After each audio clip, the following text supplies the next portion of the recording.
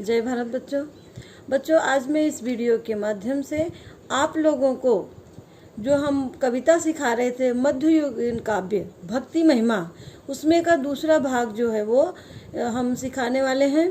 दूसरा भाग यानी पहला भाग जो था वो संत दादू दयाल का था और दूसरा जो भाग है वो संत सूरदास का है। तो सूरदास के बारे में हम थोड़ा सा परिचय आप लोगों को देना चाहेंगे। सूरदास जो थे, कहा जाता है, अभी पूरा ये सत्य तो नहीं है, भ्रम में है, लेकिन कहा जाता है कि सूरदास जी जन्म से ही अंधे थे, इसीलिए उनको सूरदास कहा गया। सूर मतलब अंधा, तो उनका नाम उनके शरीर के हिसाब से ही पड़ा। और इन देखो दोनों भक्ति महिमा में पहला जो संत दादू दयाल हैं वो निर्गुण भक्ति धारा के कवि हैं, और ये जो दूसरी भक्ति महिमा के आपको पद हैं वो सगुण भक्ति धारा के कवि सूरदास। यानी दोनों भक्त हैं, लेकिन एक निराकार ब्रह्म के उपासक हैं और दूसरा साकार ब्रह्म के उपासक हैं। साकार मतलब मूर्ति पूजा। सूरदास कृष्ण भगवान को अपना आराध्य मानते हैं और संत दादू दयाल जो है निराकार ब्रह्म के उपासक हैं। तो सूरदास जी ने इस पद में श्री कृष्ण की बाल लीलाओं के बारे में वर्णन किया गया है। ओके बच्चों, तो अभी मैं पहले सूरदास का पहला पद जो है वो इस वीडियो में स्पष्टीकरण करेंगे हम। पहला पद है, बार बार जसमत सुत बोधत, आव चंद तो हिलाल बुलावे, और मधुमेवा पकवान मिठाई, आप ही खइहे तो ही खवावे। यानी सूरदास जी जो है श्री कृष्ण के बाल लीला का, हठ लीला का वर्णन इसमें कर रहे हैं।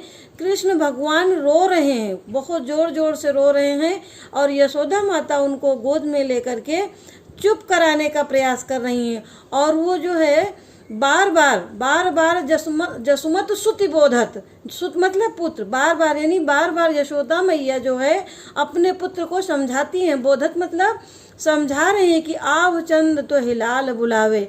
वो चंदा मामा की तरफ इशारा करती हैं और बोलती हैं कि हे चंदा मामा, आप नीचे आ जाओ, आपको हमारा बेटा, हमारा लल्ला बुला रहा है। मधुमेवा पकवान मिठाई, आपुन खइहे तो ही खवावे। हमारा बेटा आपके साथ में खेलेगा। और मधु मतलब शहद, मेवा मतलब सूखे ड्राई फ्रूट जिसको बोलते हैं, सूखे मेवे, पकवान यानी तरह तरह के व्यंजन, और मिठाइयाँ खुद भी खाएगा और आपको भी खिलाएगा। दूसरे दोहे में क्या दिए कि हाथ ही पर तो ही लीन है खेले, नेक नहीं धरनी बैठावे। हे चंदा मामा, आप जब मेरे बेटे के पास, मेरे लल्ला के पास आ जाओगे तो आपको वो हाथ में लेकर के खेलेगा, नेको नहीं धरनी बैठा, यानी बिल्कुल भी आपको जमीन में वो धरनी मतलब धरती पर नहीं उतारेगा, आपको अपने हाथ में लेकर के ही वो खेलेगा। जल बासन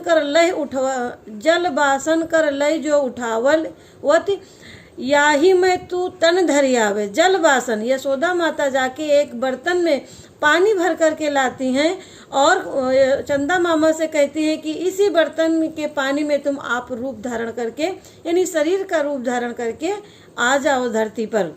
और जलपुट आन धरन पर राख्यो, गह आनो वह चंद दिखावे। जलपुट यानी उस बर्तन में पानी भर करके यशोदा माता नीचे जमीन पर, धरन मतलब जमीन पर, राख्यो मतलब रखती हैं, और गह आनो वह चंद दिखावत, और अपने पुत्र को ला करके वो दिखाती हैं कि देखो मैंने चंदा मामा को इस पानी में बुला लिया है। और सूरदास प्रभु हंस मुस्काने, बार बार दोऊ कर नावे। सूरदास जी कहते हैं कि कृष्ण भगवान जो है उस चंदा मामा को पानी में देख करके बार बार दोऊ करनावे, यानी दोनों हाथ से उस पानी में उस चंदा मामा को पकड़ने की कोशिश कर रहे हैं। ओके बच्चों।